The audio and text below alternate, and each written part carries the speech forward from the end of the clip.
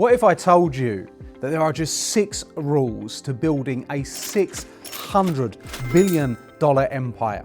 That is what we're going to talk about in this video, the creation of Walmart and Sam Walton's 6 rules to creating an empire.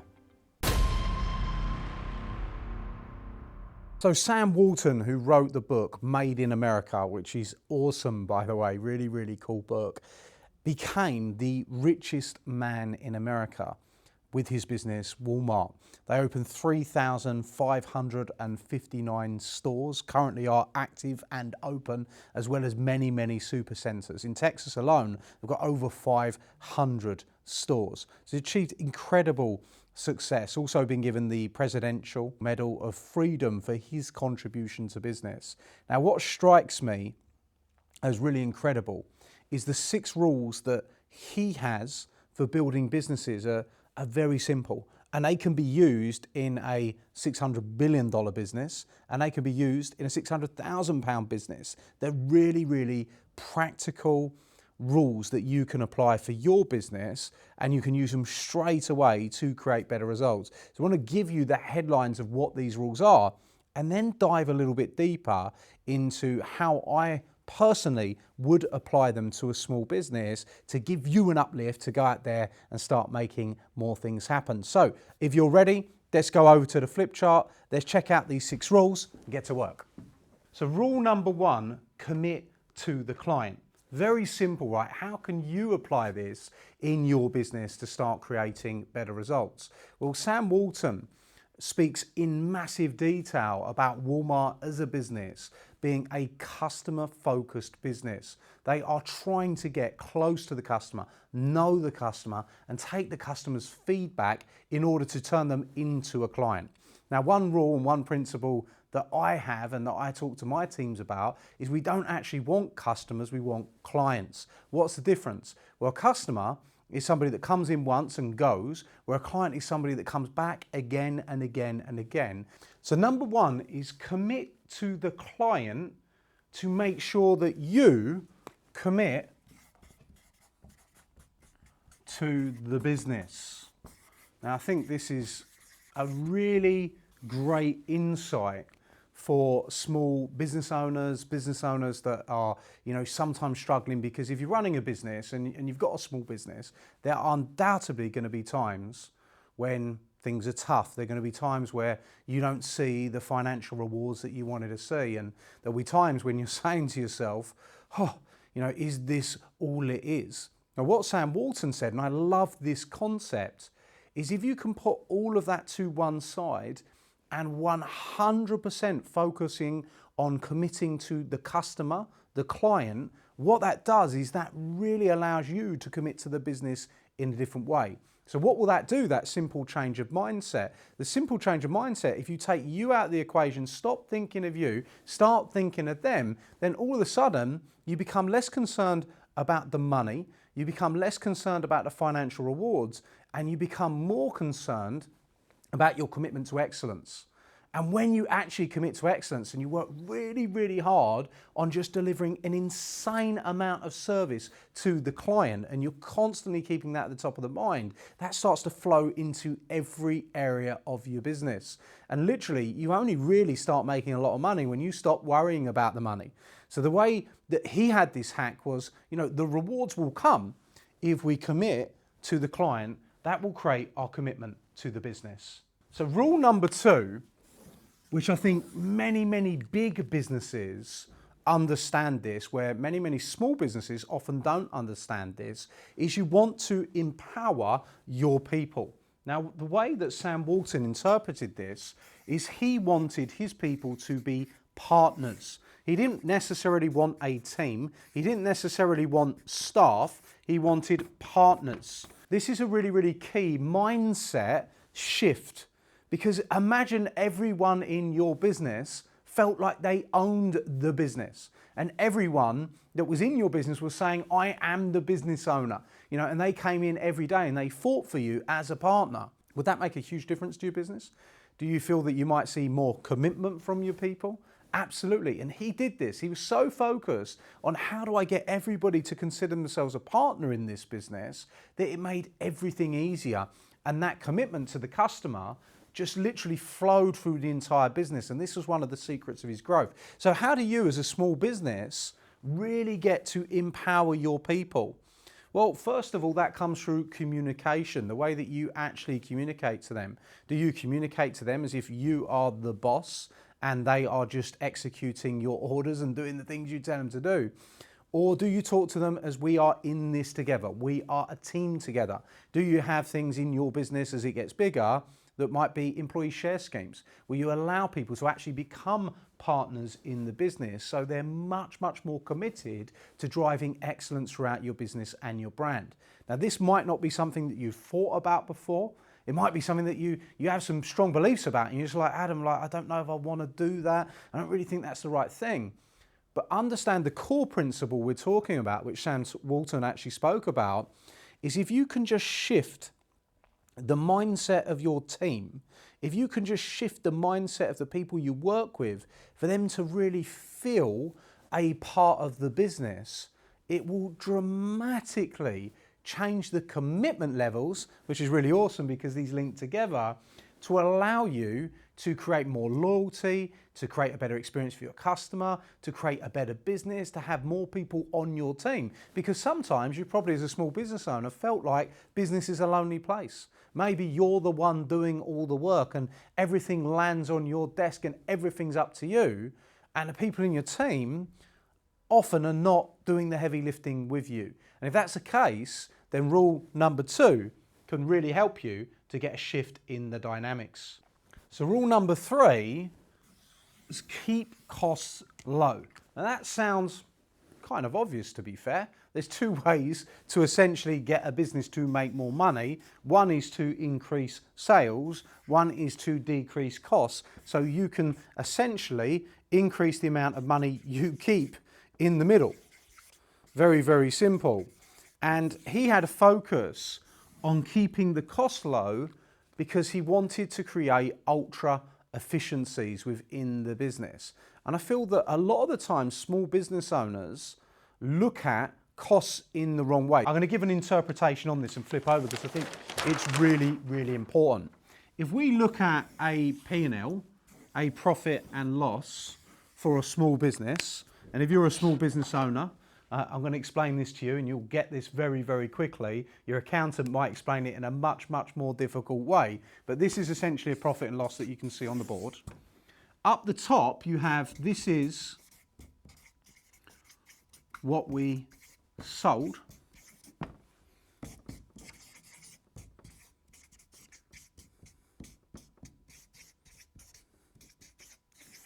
Then we have the cost base. This is what it costs us to sell it. And then finally you have, this is what's left. And that essentially is the profit in the business that you've got left. That's actually how simple a P&L is. It really is that simple. And when you start to look at it like that, you actually can have a lot more control over the strategy of your business. Because, well, if you want to make more money, if you want this to be bigger, what you got to do? Well, you've got to increase the amount that you sell and you've got to decrease the amount that it costs you to sell it. But this is where the important interpretation comes in. Now, as a bigger business, being efficient and focusing on the efficiencies is critical in order to grow your business. But as a small business, often we focus too much on this game. Now, let's take an example. Imagine your expenses are 20 grand a month on your business, and let's say you're selling £25,000 a month. What you got left? You got £5,000 worth of profit. You've got a 60k a year business, right? And we've got 2 choices. We could say, well, let's try and cut this down to 18 from 20, and that will allow us to go from 5 to 7. Make sense? But this, what's the most we can cut? Well, we can go 18, then we go 15, we can keep going down, but we can only go to 0. So that's the cost base. However, this is what we call an infinite game. This can keep going up. So instead of us cutting from 20 to 18, what if we went to 50,000 and we kept the cost base at 20? Well, rather than having 7, of course, we have 30K. So why am I giving you a longer explanation and interpretation? The reason I'm doing that is a lot of small business owners try to cut to the bottom. They do what's called death by 1,000 cuts, where the most important thing is increasing the sales, but this is where the rule comes in for Sam Walton. It's retaining the efficiency of what the costs of sales are. So if you are able to cut all unnecessary costs that don't relate to sales and don't relate to marketing, and you at the same time can increase the actual sales whilst keeping lean and efficient care, you're going to see massive increases in your profit. And I think that this is the interpretation of the rule, because if you just look to keep your costs low, you could read that in this business book and, obviously Walmart, $600 billion lesson, but I want to take it to a small business. Small business will go, well, I'm going to keep my costs low, Then if you don't invest in sales and you don't invest in marketing, you don't grow. So I would say, keep your unnecessary costs low. And you should always, if you're a small business owner that's looking to make more money, you should be investing in sales. You should be investing in marketing. Any investment that helps you to increase your sales is going to be a critical investment for you in the beginning. All other costs, keep them low. Good stuff. So rule number 4, stay close to the front line is a great rule. And I remember reading about this many years ago when I read this book by Sam Walton, and it really stuck with me. What he talked about was he literally used to go to the stores, bear in mind, at this point, 3,500 stores, and he used to go and talk to the people on the tills. He used to go and talk to the people stacking the shelves. He used to go and have conversations with them. So even though he's had this giant business, he knew the inner workings and the inner details of the business because he was listening to the people that were speaking to, number one, the customers, which is really important. He's like, as close as I can get to that client, I want to get as close as I possibly can so I can improve the experience. And many of the lessons throughout are all around how frontline workers were able to give feedback and information to the people right at the top to make the changes that swept through the business. And often some of the biggest breakthroughs that came in Walmart's history came directly from the front line, the people talking to the customers. This is a big lesson for business owners because whoever's talking to your clients the most has the most intel.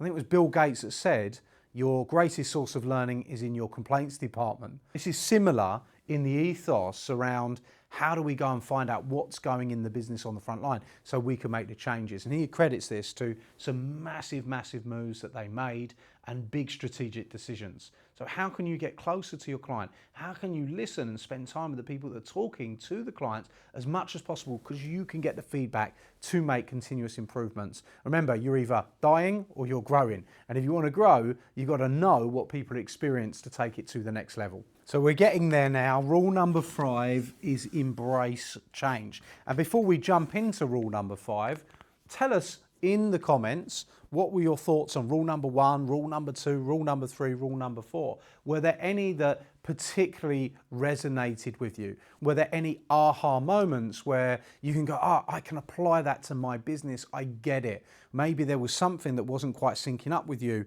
and this has helped you to do that. And if it has, that would be absolutely awesome. Or maybe you know a business owner that isn't following some of these rules and you need to go and send this video to them. So go and share it with someone that might need to hear the message on empowering the people. Maybe you've got a boss that needs to give you some shares. Go and share this with him, right? And he can watch this bit. Or perhaps, you're working in a business where they're not focusing on the client, and that would give a good shift into the business. So make sure you share this with somebody that could get some real power and benefit from it. So embrace change. Now, I love this one. This is awesome, right?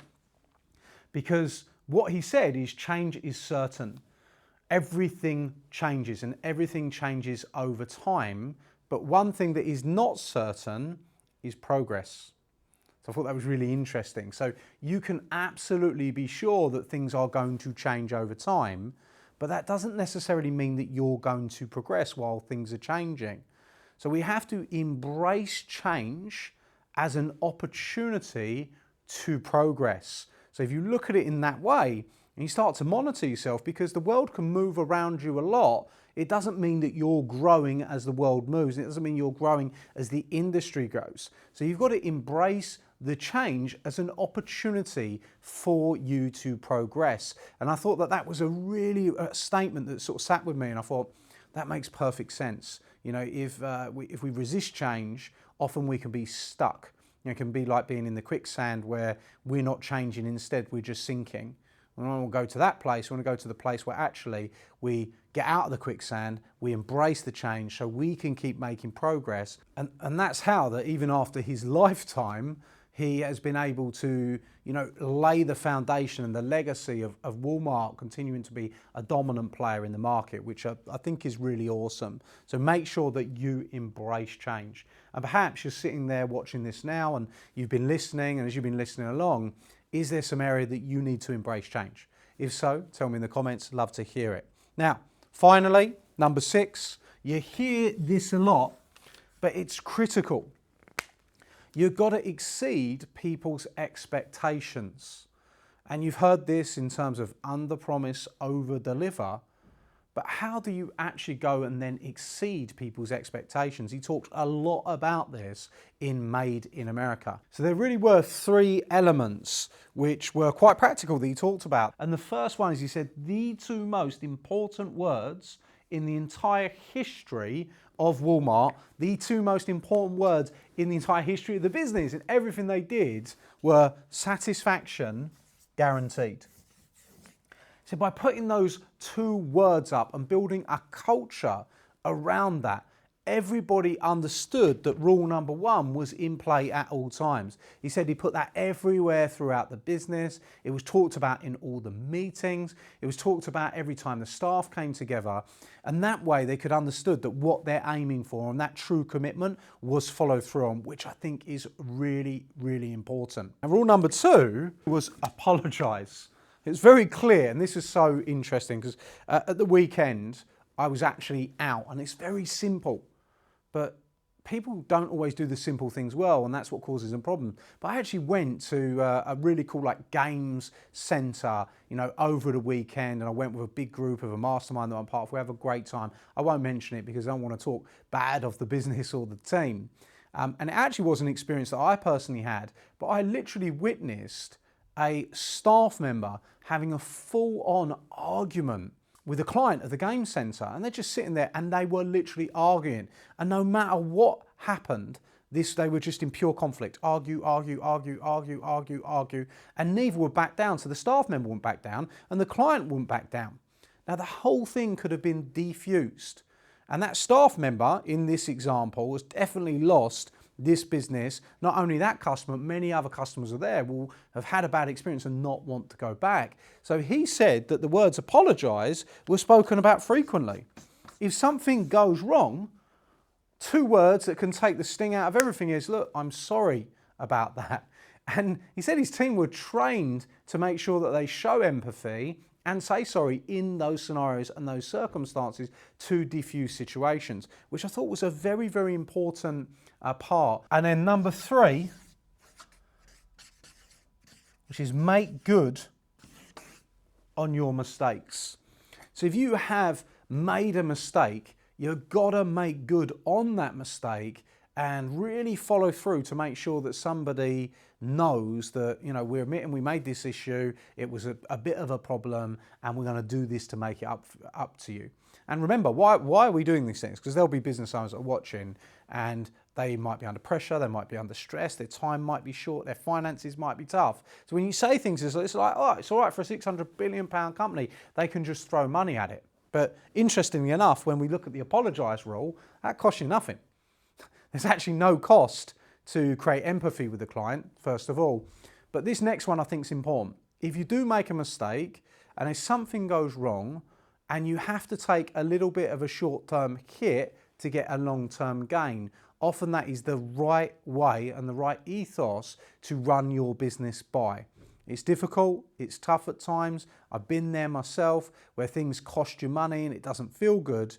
But one of my mentors actually, Richard, used to say to me, Adam, the first loss is the least loss. So sometimes you've got to take the pill, you've got to take the pain, and you've got to move on as quickly as possible. Well, look, these 6 rules that we've dived into in different ways today can be applied to your small business. Now, this is a business that did 600 billion, created the richest man in America, and I'm sure you'd agree, and tell me in the comments if you do or you don't, that these are simple rules that can be applied to a small business to help you get more success. So look, we'll finish up by saying, tell me your favorite. What was your favorite rule? Is there a rule that you don't agree with? Is there a rule that you have a different interpretation on? It'd be really awesome to hear about your experiences, and hopefully you found some real value in this video. And really what I'm trying to do here is look at some of the most successful people in the world. Remember, success leaves clues. And if we look at the most successful people, find out their philosophies, their ethos,